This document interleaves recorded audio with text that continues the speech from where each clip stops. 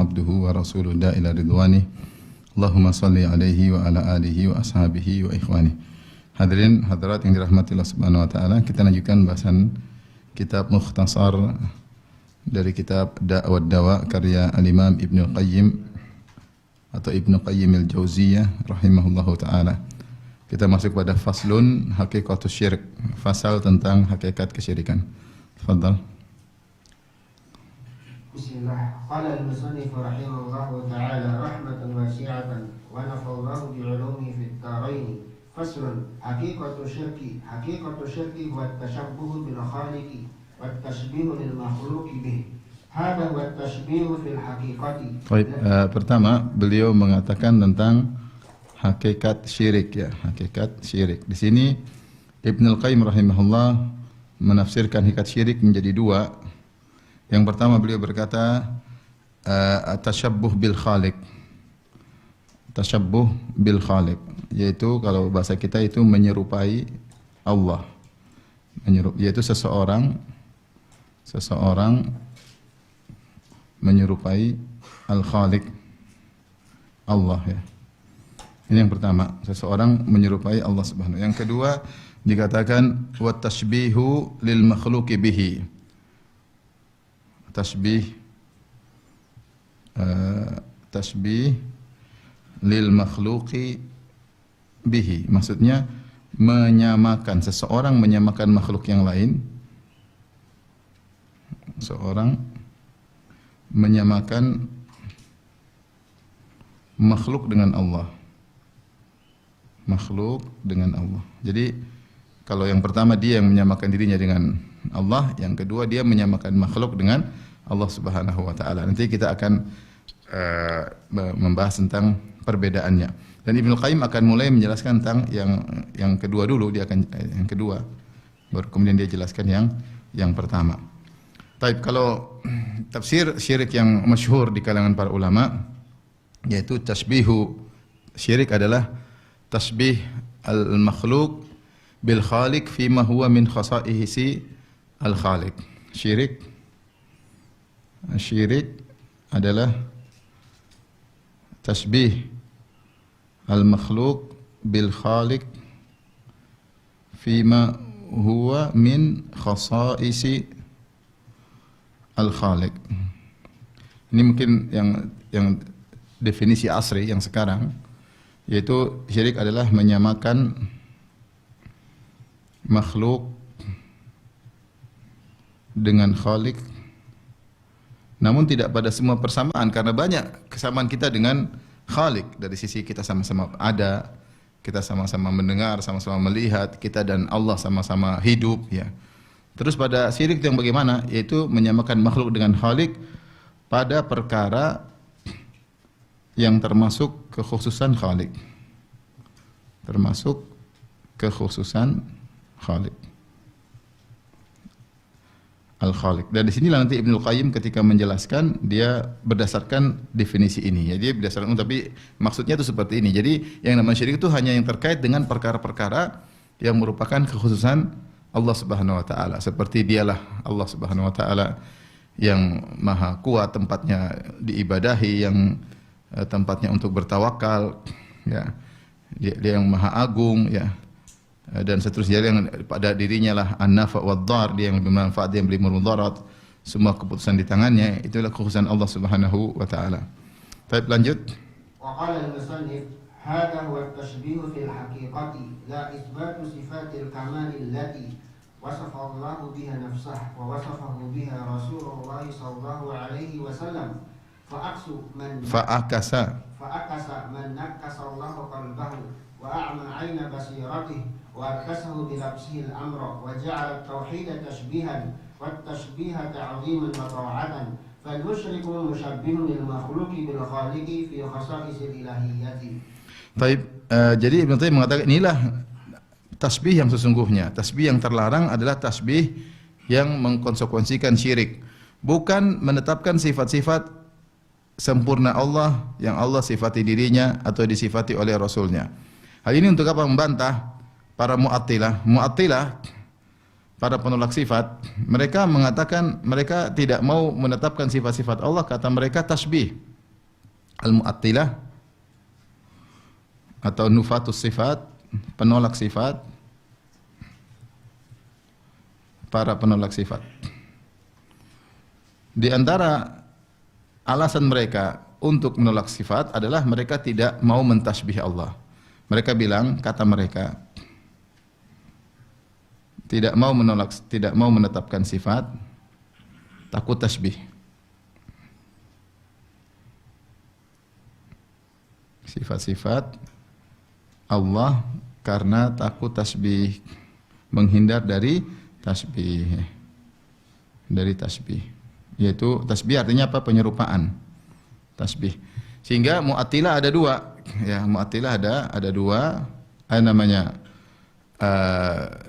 Al-Mu'attilah ta'tilan juz'iyan, yang menolak kulliyan. Yang pertama adalah kulli, ta'til kulli, menolak seluruh sifat. Menolak seluruh sifat.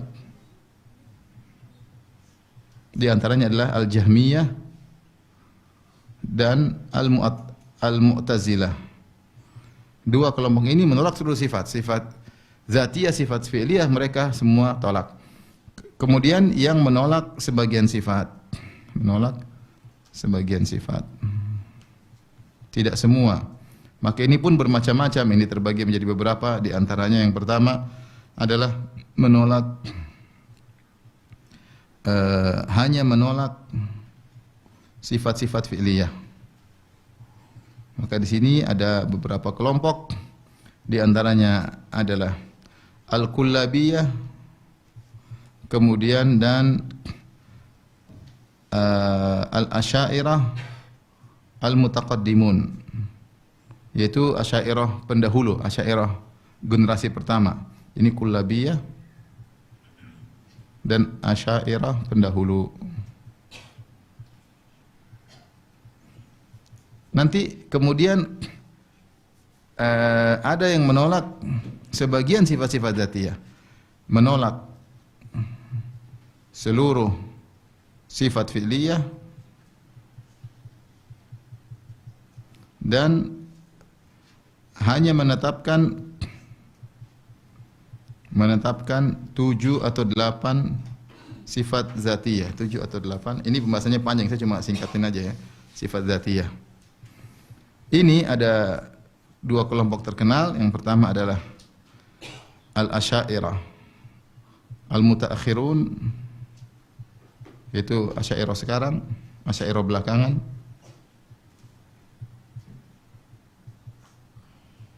Kemudian yang berikutnya adalah Al-Maturidiyah. Maturidiyah. Baik. Semua ini ketika mereka menolak sifat, mereka bilang ini adalah kami menolak sifat agar tidak mentasbih. Kalau kita bilang Allah punya sifat sama dengan makhluk punya sifat. Kalau kita bilang Allah punya, tentu mereka berbeda-beda ya. Ini yang paling kencing adalah yang paling ini, yang paling berbahaya, menolak seluruh sifat. Semua sifat ditolak. Sifat ilmu ditolak. Kenapa? Manusia juga punya ilmu katanya. Allah tidak punya ilmu. Terus gimana Allah berilmu? Ya, nanti ada pembahasannya. Ya. Allah tidak punya kudrah kata mereka. Ini Jahmiyah dan Mu'tazilah. Yang masih mending di antara mereka adalah yang berikutnya, yaitu Kullabiyah dan Asy'ariyah Mutaqaddimun. Ya, kata mereka sifat-sifat fi'liyah yang mereka tolak ataupun sifat dzatiyah. Sifat fi'liyah itu yang terkait dengan kehendak Allah, seperti rahmat, Allah ingin merahmati, Allah tidak merahmati. Allah marah, Allah tidak marah. Allah tertawa, Allah tidak tertawa. Allah berbicara, Allah tidak berbicara. Kalau Allah mau, Allah berbicara. Kalau Allah tidak mau, tidak berbicara. Namanya sifat fi'liyah. Ini mereka tolak semuanya. Tapi kalau sifat dzatiyah mereka tetapkan. Wajah, tangan, ini mereka tetapkan. Mata. Ya. Ini masih mending. Kenapa mereka hanya menetapkan sifat dzatiyah? Karena mereka kalau sifat fi'liyah tasbih.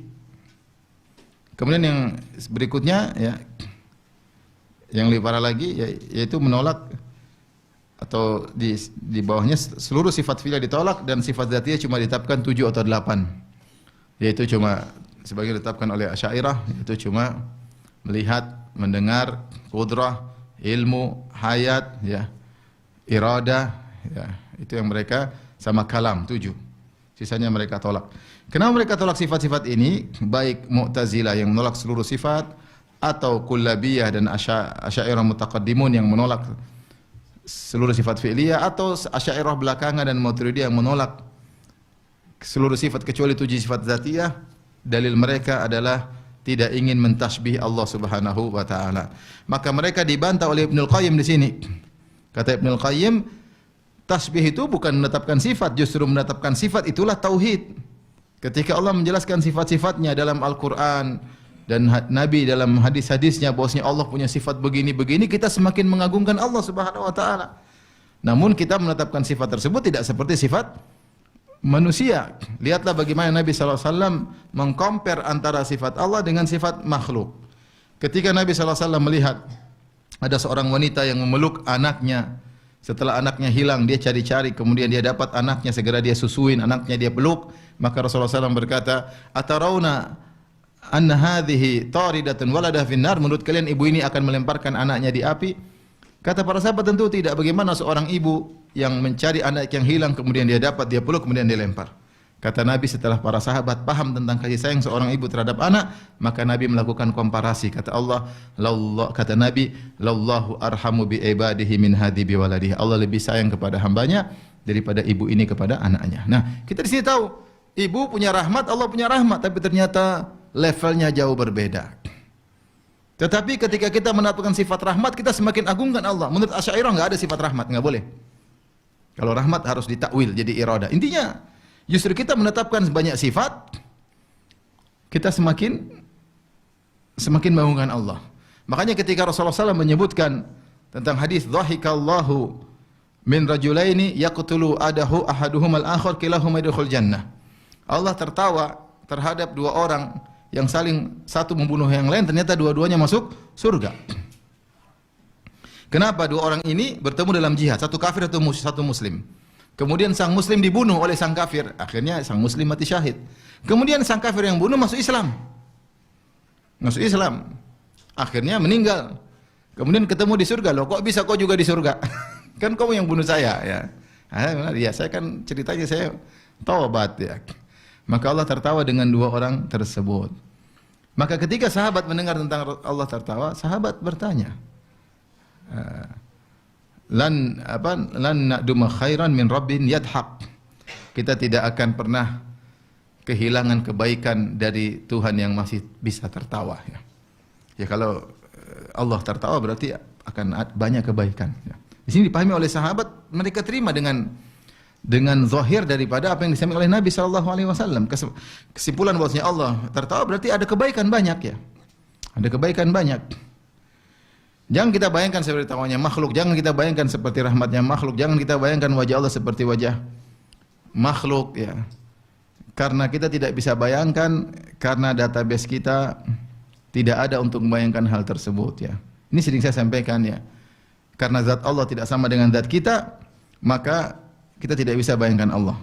Siapa yang bisa membayangkan Allah? Bisa dengan syarat dia tahu zat Allah dari apa. Kalau dia tidak tahu, dia tidak bisa bayangkan tentang Allah Subhanahu wa taala. Dia hanya tahu, ya, tentang maknanya, tapi tidak tahu kaifiyahnya. Oleh karenanya Ibnul Qayyim ingin menjelaskan, dengan menetapkan banyak sifat bagi Allah, kita semakin mengagungkan Allah. Allah murka, gitu. Tuhan ternyata bisa murka, Tuhan ternyata bisa maafkan, Tuhan ternyata. Ini semua sifat-sifat fi'liyah. Kalau ini semua kita buang, terus bagaimana? Sama Allah tanpa sifat atau sifat cuma 7. Yang lain harus ditakwil. Ini Al-Quran isinya takwil semua isinya. Sifat Allah banyak puluhan. Ya. Terus harus ditakwil semua kecuali 7 tentu tidak tepat. Makanya di sini Ibnu Qayyim menjelaskan, mereka tidak menetapkan sifat, kata mereka kalau kita tetapkan sifat Allah berarti tasbih, kalau tasbih berarti syirik. Maka Ibnu Qayyim berkata, fa'akasa man nakasallahu qalbahu, maka dibalikkan oleh Allah orang-orang yang hatinya dibalik oleh Allah membalikkan perkara. Wa a'ma aina basiratihi, ya. Dan Allah menjadikan mata hati mereka buta. Ya, wa arkasahu bilibsil amr wa ja'alat tauhid, dan Allah menjadikan dia terbalik sehingga perkara menjadi rancu dengan merancukan perkara. Wa ja'alat tauhid tasbihan, akhirnya dia menjadikan tauhid adalah tasbih. Tauhid tasbih. Wa tasbih ta'ziman. Ya. Kemudian kalau tauhid dibilang tasbih, dan tasbih ya, suatu yang agung. Kenapa? Karena ketika seorang menyamakan Allah, Allah tidak punya sifat, sama dengan mentasbih benda mati yang tidak punya sifat, bahkan mentasbih suatu yang tidak ada. Mentasbih suatu yang tidak ada. Ya. Demikian juga sebaliknya tadi, sebagian orang justru ya, fal musyrik musyabbihun lil makhluq bil khaliq fi khasa'isil ilahiyah. Ini kebalikan. Justru menjadikan syirik adalah ta'zim dan ketaatan. Seperti orang-orang yang ketika beribadah mereka harus melalui perantara. Mereka melalui mayat-mayat misalnya, ya. Mereka tidak langsung kepada Allah Subhanahu wa taala. Mereka bertawakal kepada makhluk. Mereka menganggap bahwasanya tawakal kepada orang-orang saleh, minta kepada orang-orang saleh adalah bentuk pengagungan terhadap Allah Subhanahu wa taala. Jadi intinya Ibnu Qayyim ingin menjelaskan perkara dibolak-balik sekarang. Yang menolak sifat-sifat dibilang bertauhid, yang menetapkan sifat-sifat dibilang apa? Tasbih. Yang hanya beribadah langsung kepada Allah dianggap merendahkan Allah atau merendahkan para wali. Yang beribadah kepada Allah melalui para wali disebut mengagungkan para wali. Jadilah tauhid menurut mereka adalah perendahan, syirik dianggap sebagai pengagungan dan ketaatan. Baik, lanjut. Wa qala al-musannif fa inna min khasaisil ilahiyyati at-tafaqquda bi milki ad-durri wan naf'i wal 'ata'i wal man'i. Nah, ini dia kemudian Ibnu Qayyim menyebutkan tentang contoh di antara perkara-perkara yang merupakan kekhususan Allah adalah tafarrud, bersendirian. Allah esa dalam penguasaan terhadap mudarat dan manfaat. Jadi yang bisa beri mudarat hanya Allah, yang beri manfaat hanyalah Allah. Wal ata' wal mana', yang bisa memberi hanya Allah, yang bisa mencegah hanya Allah. Allahumma la mani'a lima a'tait wa la mu'tiya lima mana'ta.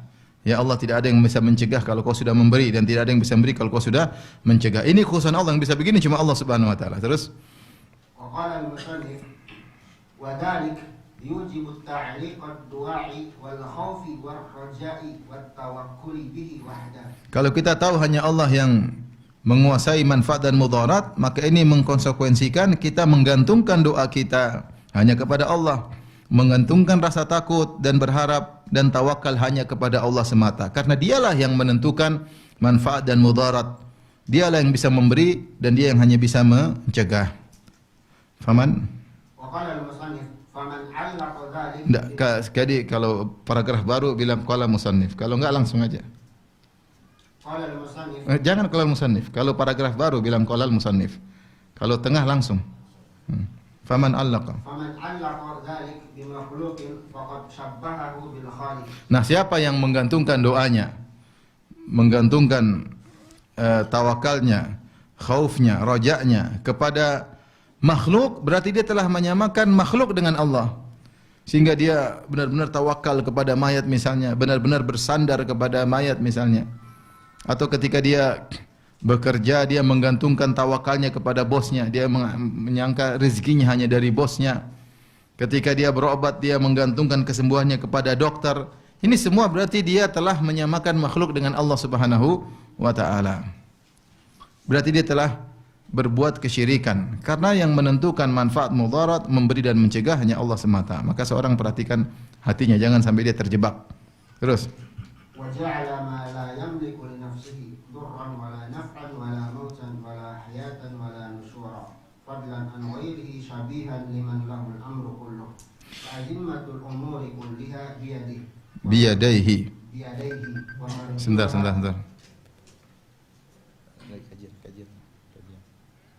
Lagi kajian.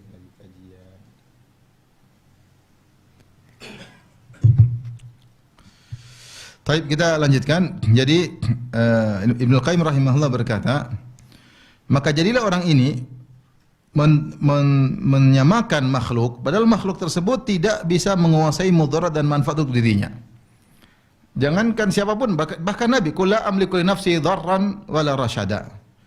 Ya, qul la amliku nafsi dharran wala naf'an, ya. Katakanlah wahai Muhammad bahwasanya aku tidak menguasai manfaat dan mudarat untuk diriku sendiri. Ya. Allah menyuruh Rasul untuk menyampaikan. Rasulullah sendiri tidak bisa manfaat dan mudarat bukan di tangannya.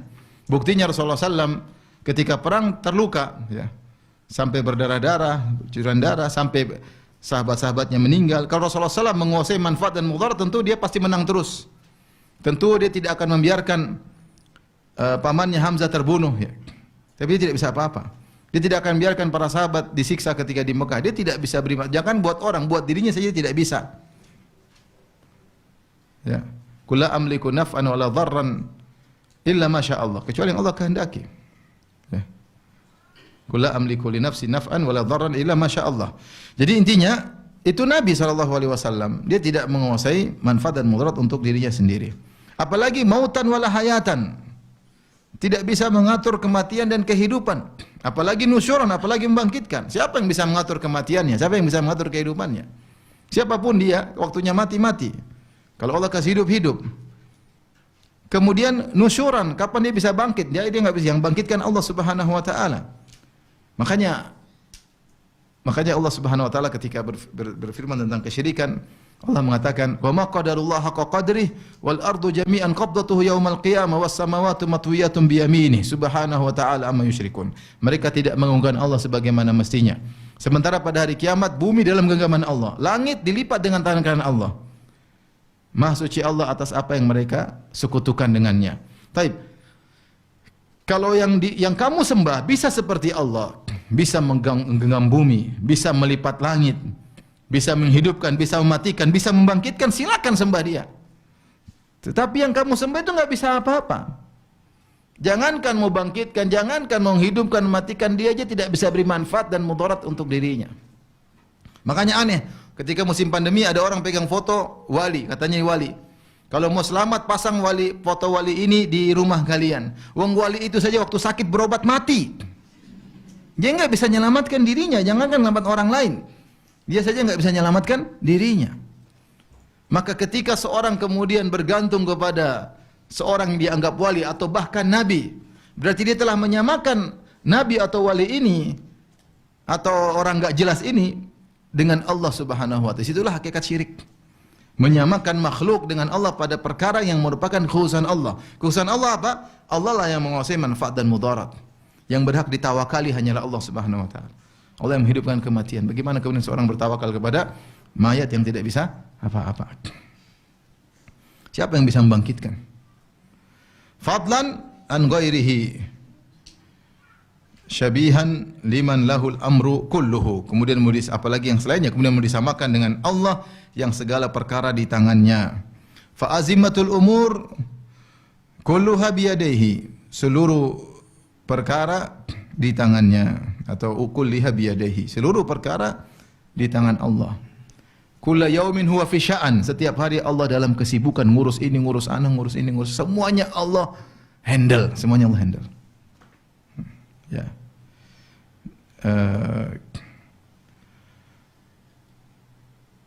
Afaman huwa qa'imun ala kulli nafsin bima kasabat. Apakah Allah yang mengutur seluruh jiwa dengan apa yang dilakukan oleh jiwa tersebut. Jadi Allah itu ngurusin kita secara detail. Allah ngatur kita secara detail dan itu tidak susah bagi Dia. Wala ya'udu hifdzuhuma, tidak susah bagi Allah untuk menjaga langit dan bumi dan isinya, tidak susah bagi Allah. Tapi yang ngatur semua Allah. Kita kalau manusia lemah, ngurus anak 5, 7 semakin bingung. Ngurus istri 2, 3 semakin mampus ya. Urusan banyak ini. Karena kita lemah, kemampuan kita enggak ada.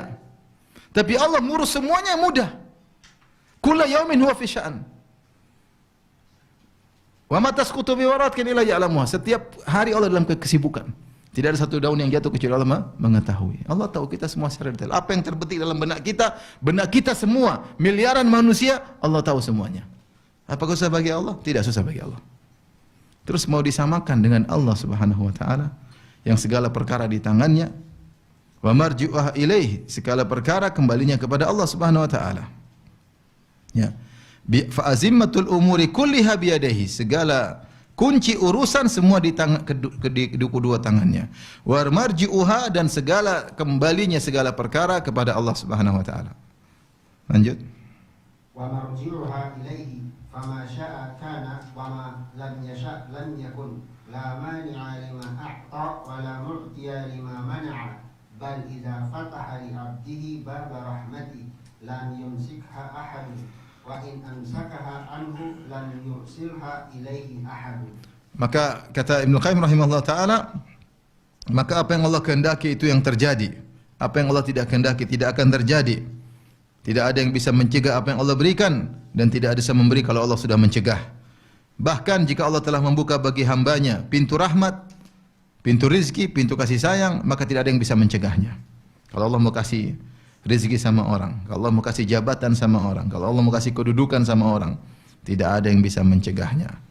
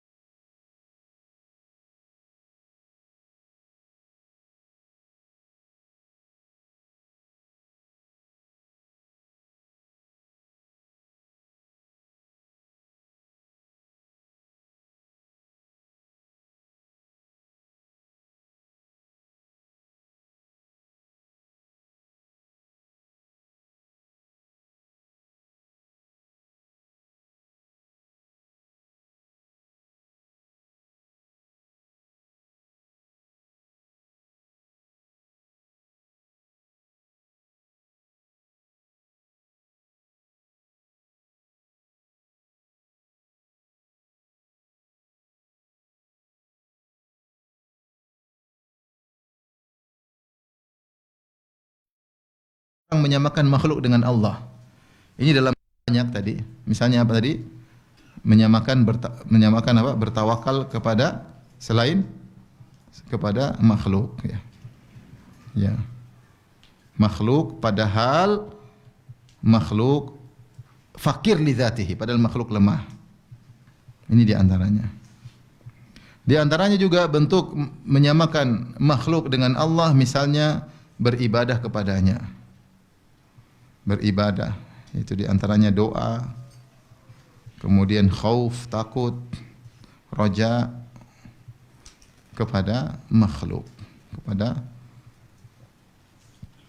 ya. Tidak pantas kita berdoa takut, roja kepada makhluk. Siapa yang seperti itu berarti dia telah menyamakan makhluk dengan Allah Subhanahu wa taala. Taib, ini di antara contoh. Makanya seorang yang beribadah kepada Allah, bayangkan orang datang kemudian di kuburan, kemudian dia di kuburan wali, kemudian dia nangis-nangis, kemudian dia ya itu tawakalnya sama minta sama berharap kepada mayat luar biasa. Ketika dia di masjid dia biasa aja.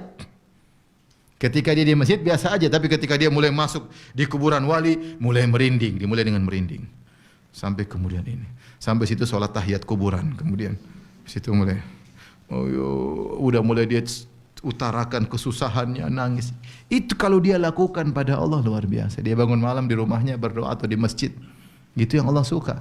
Ternyata tangisannya, tawakalnya, kerendahannya, kehinaannya, ketundukannya dia berikan kepada wali yang sudah mati. Tidak ragu lagi ini merupakan syirik. Makanya Asy-Syaukani dalam kitabnya Syarhus Sudur dia sebutkan kenapa Rasulullah melarang kuburan ditinggikan, dihiasi. Kalau kuburan hanya tanah, orang tidak begitu mengagungkan, menganggap ya namanya sudah mati selesai. Ya, kita doain dia di bawah tanah.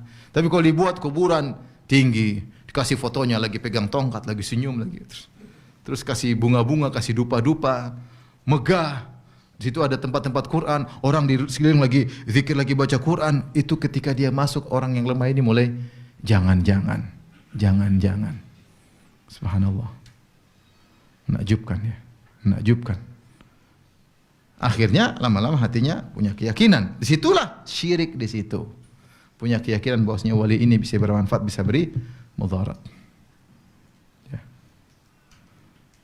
Sehingga akhirnya dia minta kepada wali tersebut. Tapi ini yang kita bahas. Syirik berikutnya, model kedua, disinggung sedikit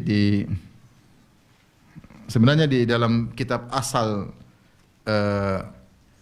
Al-Jawabul Kafi, Ibnu Qayyim jelaskan secara detail. Tapi ini yang mukhtasirnya, pengikhtisarnya tidak mengisyaratkan. Jadi ada model kedua, yaitu seorang menyerupakan dirinya dengan Allah Subhanahu wa taala. Ada beberapa bentuk ya.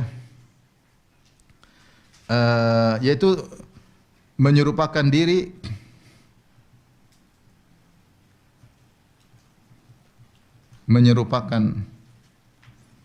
dirinya dengan sifat-sifat khusus Allah. Di antaranya apa? Kesombongan, keagungan.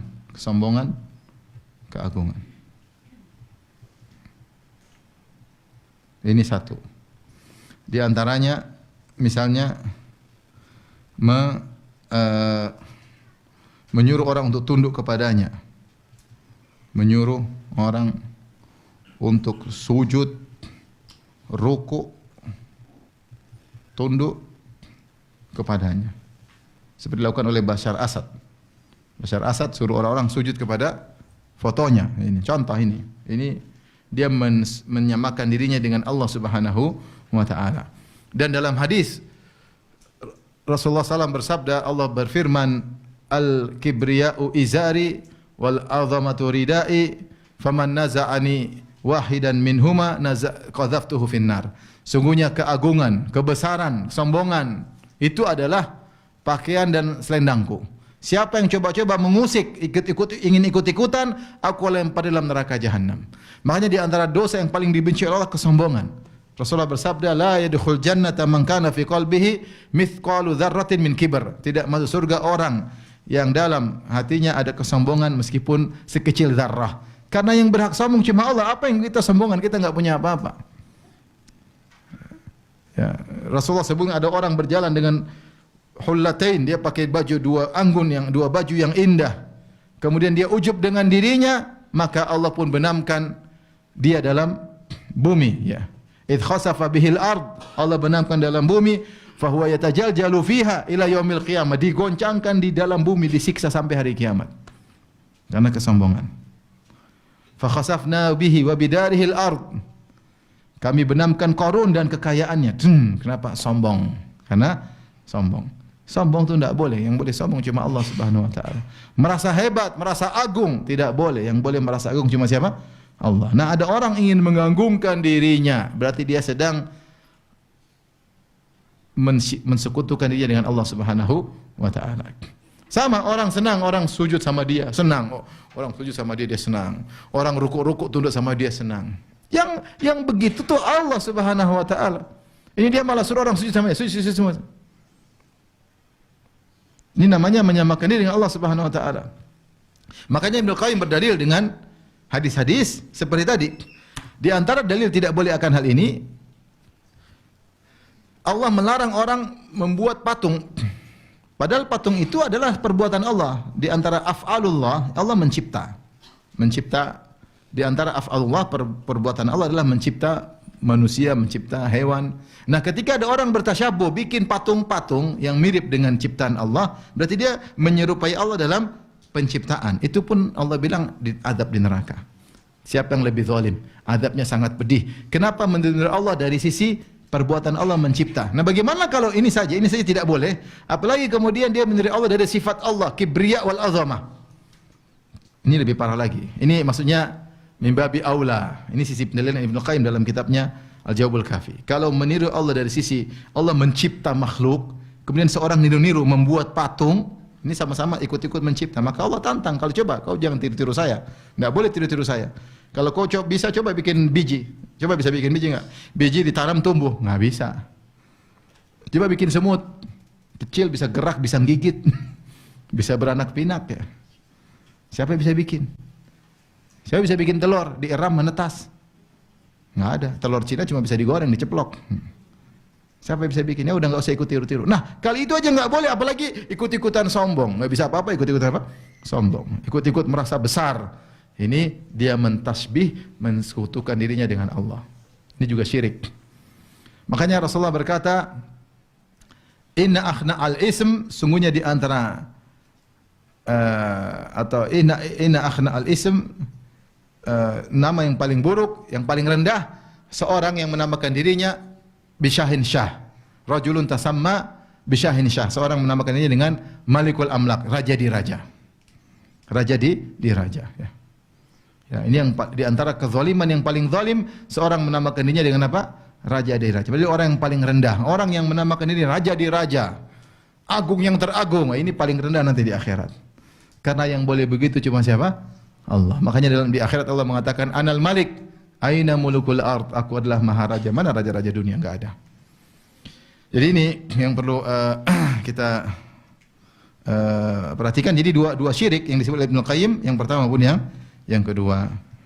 Cuma yang kedua tidak dijelaskan panjang lebar oleh Mukhtasar yang meringkas. Kita lanjut fasal berikutnya.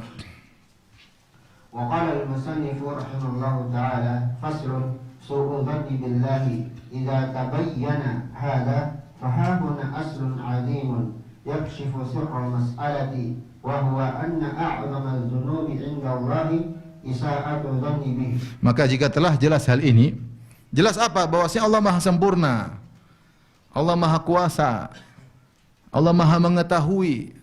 Dan itu tauhid, menetapkan Allah Maha berilmu, Allah Maha mengetahui, Allah Maha menyayangi, Allah Maha segala kebaikan. Kalau kamu tahu seperti ini, maka diketahuilah akar besar yang bisa mengungkap rahasia kenapa orang terjerumus dalam kesyirikan adalah dosa terbesar di sisi Allah, itu suudzon sama Allah. Jadi orang musyrik itu apa? Suudzon sama Allah. Kalau dia tahu Allah Maha Agung, Maha Penyayang, Maha, dia tidak akan syirik. Tapi ketika dia suudzon sama Allah, dia mungkin minta-minta Allah tidak kabulkan, dia suudzon, kalau saya minta lewat mayat. Padahal Allah tidak kabulkan karena itu terbaik bagi dia. Kalau semua orang diberikan apa yang dia inginkan, akan rusak, sombong, angkuh. Ya. La bagaw fil ard, maka akan berbuat kerusakan sama mungkin. Tapi Allah yuqaddiru, tapi Allah menurunkan, yunazzilu biqadarin, Allah turunkan rizki sesuai dengan kadar yang Allah inginkan. Ya. Makanya tidak semua kita minta langsung dikabulkan. Cuma kalau kita doa selalu dikabul. Coba apa doa apa coba? Allah mobil mewah, deng turun. Allah rumah mewah, deng turun. Oh, kalau ibu berdoa kayak gitu langsung suami Allah ganti Allah ganti ini suami, deng rusak. Suaminya lagi ganti istri model kayak gini Allah ganti. Gimana mau jadi di dunia ini? Bosan dengan suami ini minta ganti. Istri suami juga bosan perempuan seperti ini ganti. Kalau semua dikabulkan rusak ya, rusak. Dunia ini bukan tempat ujian ya. Oleh karenanya ketika seorang berdoa tidak dikabulkan, dia suudzon sama Allah. Menganggap Allah tidak dengarlah, menganggap Allah tidak tahulah. Akhirnya mulai pikirannya jangan bisa langsung sama Allah, harus lewat wali, harus lewat mayat. Nah ini. Jadi segala bentuk kesyirikan, sirrul masalah, rahasia sebabnya adalah berburuk sangka kepada Allah Subhanahu wa taala. Terus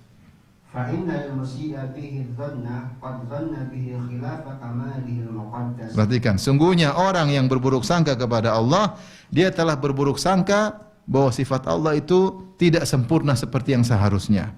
Jadi dia menyelisihi sifat Allah yang sempurna. Dia berkeyakinan menyelisihi sifat Allah yang sempurna. Harusnya kalau dia tahu Allah Maha sempurna, harusnya dia hanya beribadah kepada Allah. Terus وظن به ما يناقض أسماءه وصفاته ولهذا توعد الله سبحانه الظانين به ظن السوء بما لم يتوعد به غيرهم كما قال تعالى عليهم دائرة السوء وغضب الله عليهم ولعنهم وأعد لهم جهنم وساءت مصيرا. Oleh karenanya orang yang suudzon, dhanna bihi, maka dia telah berprasangka kepada Allah ma yunaqidu asma'ahu wa sifatihi. Dia berprasangka dengan prasangka yang bertentangan dengan kesempurnaan sifat-sifat dan nama-nama Allah Subhanahu wa taala.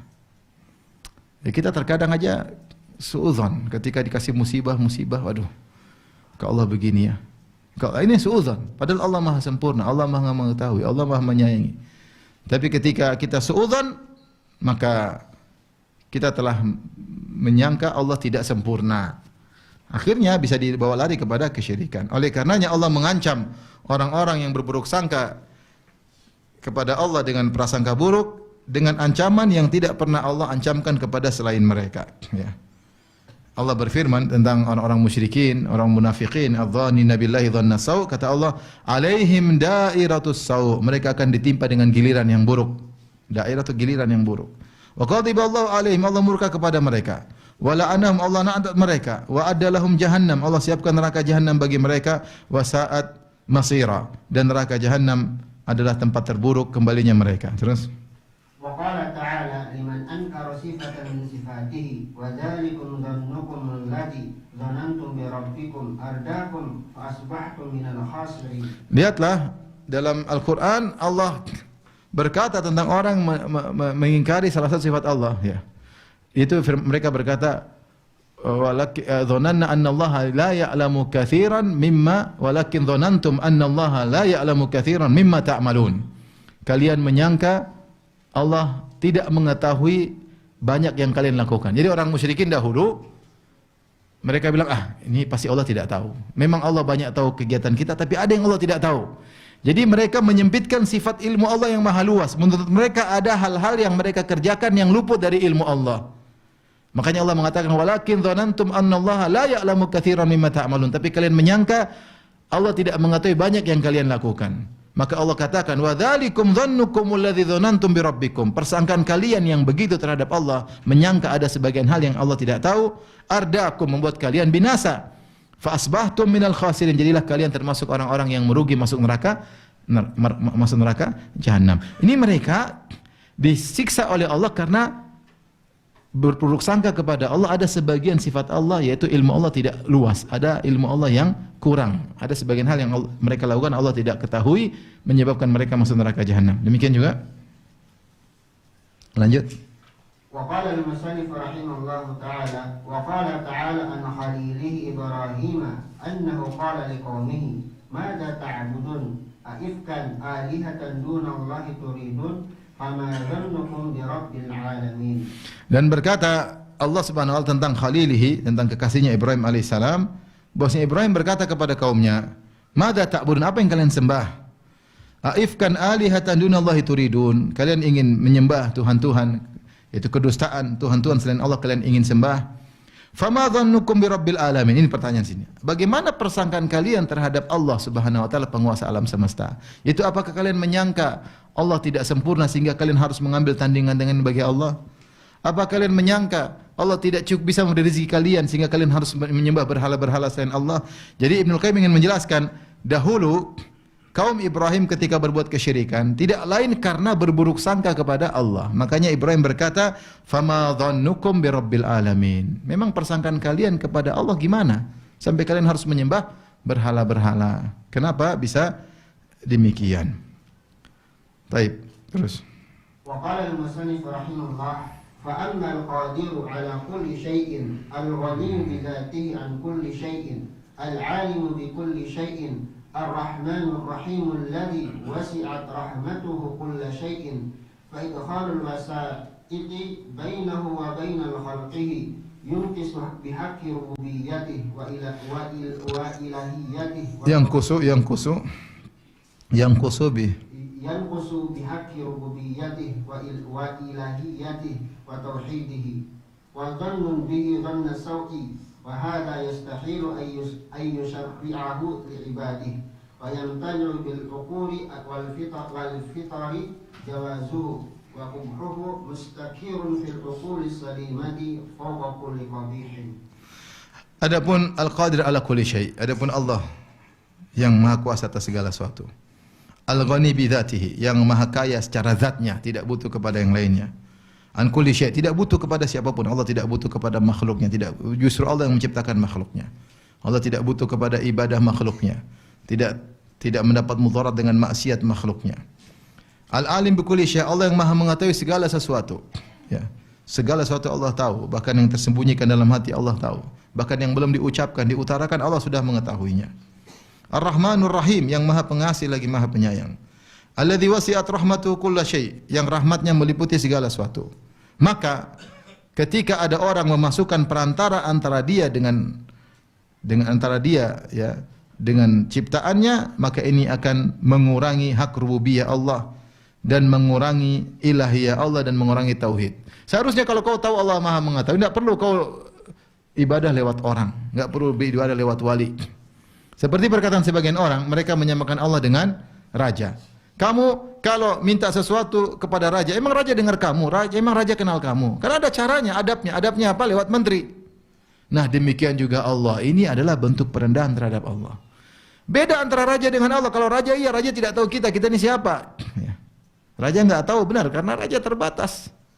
Makanya dia butuh direksi-direksi, dia butuh menteri-menteri. Menteri aja butuh anak buah menteri. Karena mereka tidak tahu.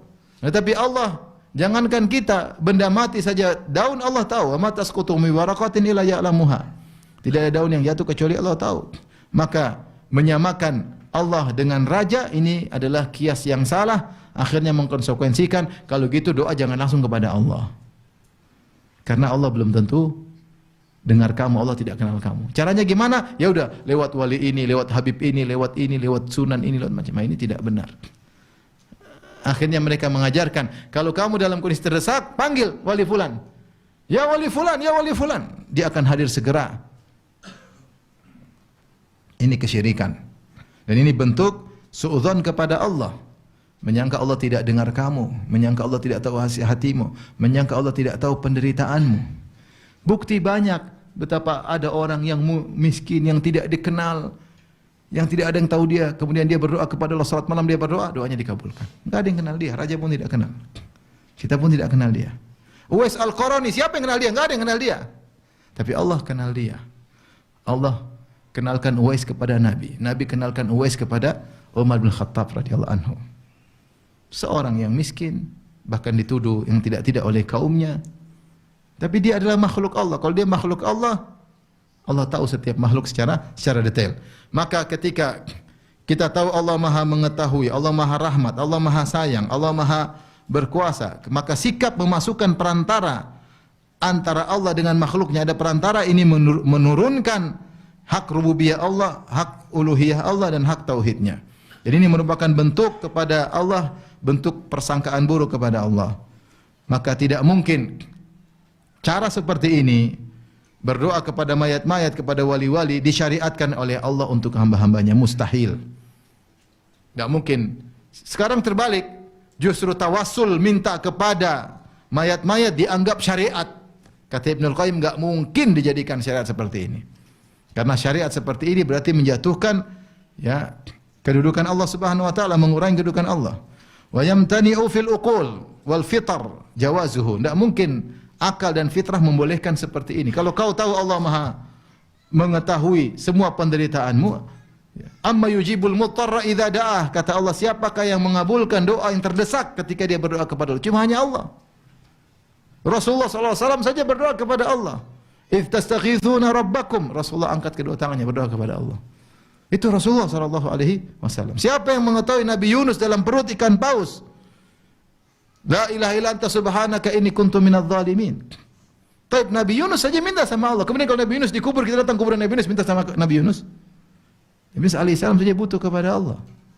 Allah yang Maha tahu. Maka seorang ketika berusaha perantara-perantara dengan katanya untuk beri syafaat lah, untuk apalah, maka ini bentuk berburuk sangka kepada Allah Subhanahu wa taala. Maka tidak mungkin disyariatkan oleh Allah dan dilarang kebolehannya oleh akal yang selamat dan fitrah yang benar. Wa qubhuhu, dan buruknya sikap seperti ini, mustaqirrun fil uqul, terpatri dalam akal yang benar, wa fawqa kulli qabih, mengungguli segala keburukan. Jadi maksudnya keburukan syirik itu mengungguli segala keburukan. Karena keburukan syirik terkait dengan hak Allah Subhanahu wa taala. Zina buruk, mencuri buruk, merampok buruk, tapi terkait dengan hak manusia. Tapi ketika syirik ada bentuk perendahan terhadap rububiyah Allah atau uluhiyah atau tauhid Allah Subhanahu wa taala. Tapi inilah salah satu sebab syirik adalah berburuk sangka kepada Allah Subhanahu wa taala. Tapi mungkin sampai sini saja ya. Kalau ada yang bertanya saya persilahkan. Wallahu taala alam bissawab. Jadi maksud saya, ikhwan dan akhwat, jangan pernah berburuk sangka kepada Allah Subhanahu wa taala. Namun kata Ibnul Qayyim bahwasanya seorang itu sulit untuk berbaik sangka kalau dia tidak bertakwa. Orang kalau sudah sering maksiat dia agak sulit berbaik sangka, agak sulit.